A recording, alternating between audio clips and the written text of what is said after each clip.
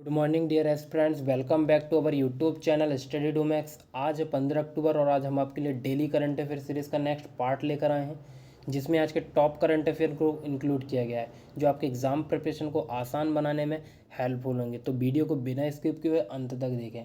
प्रश्नों की शुरुआत से पहले मैं आपको एक सजेशन दूंगा कि आज के टाइम पर current affair exam point of view से इंपॉर्टेंट पार्ट बन गया, जो आपको एग्जाम में सिलेक्शन दिलाने में एक महत्वपूर्ण भूमिका निभाता है।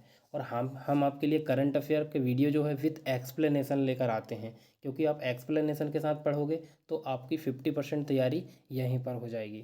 तो चलिए शुरुआत करते हैं पहले क्वेश्चन से।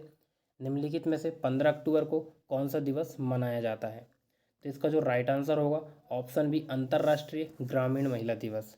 तो कृषि विकास, ग्रामीण विकास, खाद्य सुरक्षा और ग्रामीण गरीबी उन्मूलन में महिलाओं के महत्व के प्रति व्यक्तियों को जागरूक करने के लिए प्रत्येक वर्ष 15 अक्टूबर को संपूर्ण विश्व में अंतर्राष्ट्रीय ग्रामीण महिला दिवस के रूप में मनाया जाता है। चलिए नेक्स्ट क्वेश्चन। हाल ही में वर्ल्ड बैंक ने किस राज्य में साल्ट परियोजना के लिए 250 मिलियन के ऋण को मंजूरी दी है? तो इसका जो राइट आंसर होगा ऑप्शन सी, आंध्र प्रदेश। तो विश्व बैंक ने आंध्र प्रदेश में साल्ट परियोजना के लिए $250 मिलियन के एक ऋण को मंजूरी दी है। अब ये साल्ट परियोजना क्या है? तो साल्ट परियोजना शिक्षा से संबंधित है और यह स्कूली शिक्षा क्षेत्र की पहली परियोजना है। अब बात करें आंध्र प्रदेश की, तो आंध्र प्रदेश की राजधानी अमरावती है। आंध्र प्रदेश के चीफ मिनिस्टर हैं जगमोहन रेड्डी और आंध्र प्रदेश के राज्यपाल हैं विश्वभूषण हरिचंदन। अब चूंकि यह ऋण वर्ल्ड बैंक द्वारा दिया गया है, तो वर्ल्ड बैंक की स्थापना हुई थी 1944 में। इसका मुख्यालय है वाशिंगटन डीसी में और इसके प्रेजेंट टाइम पे प्रेसिडेंट कौन है? David Malpass. और इसके प्रेजेंट टाइम पर सदस्य देशों की संख्या कितनी है? 189। चलिए नेक्स्ट क्वेश्चन। हाल ही में किस हवाई अड्डे ने हरित ऊर्जा स्रोत से 100% परिचालन शुरू किया है? तो इसका जो राइट आंसर होगा ऑप्शन बी, मुंबई एयरपोर्ट।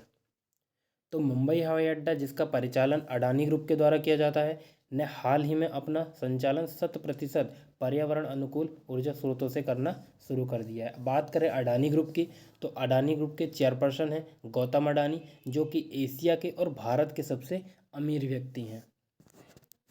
चलिए नेक्स्ट क्वेश्चन। हाल ही में जारी सीआरआई इंडेक्स में कौन सा देश शीर्ष पर रहा है?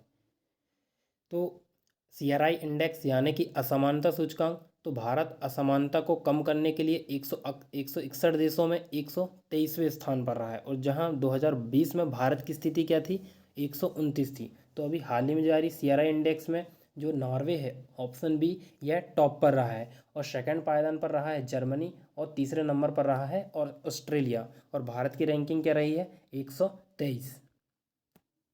चलिए नेक्स्ट क्वेश्चन। हाल ही में किस राज्य सरकार ने भारत का पहला स्लेंडर लोरी अभ्यारण्य अधिसूचित किया है? तो इसका जो राइट आंसर होगा ऑप्शन सी, तमिलनाडु। तो तमिलनाडु ने काडापुर फॉरेस्ट रिजर्व में भारत की पहली स्लेंडर लोरिस सेंचुरी को स्थापित किया है। अब ये स्लेंडर लोरिस क्या है?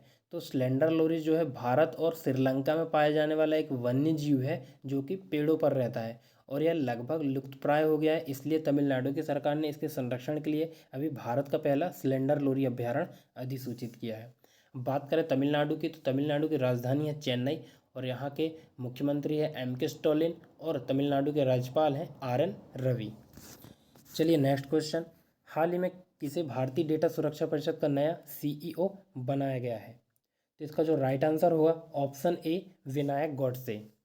तो भारतीय डेटा सुरक्षा परिषद यानी कि DSCI, data security council of India ने अपना नया सीईओ विनायक गॉडसे को नियुक्त किया है, जो मौजूदा राम वेदश्री की जगह लेंगे। किसकी जगह लेंगे? राम वेदश्री की जगह लेंगे। अब ये भारतीय डेटा सुरक्षा परिषद क्या है? तो भारतीय डेटा सुरक्षा परिषद जो है डेटा सुरक्षा, साइबर सिक्योरिटी सुरक्षा और गोपनीयता को बनाए रखने में काम करती है और इसे नेस्कॉम द्वारा स्थापित किया गया है। चलिए नेक्स्ट क्वेश्चन। हाल ही में राष्ट्रीय आपदा प्रबंधन प्राधिकरण की निदेशक कौन बनी है?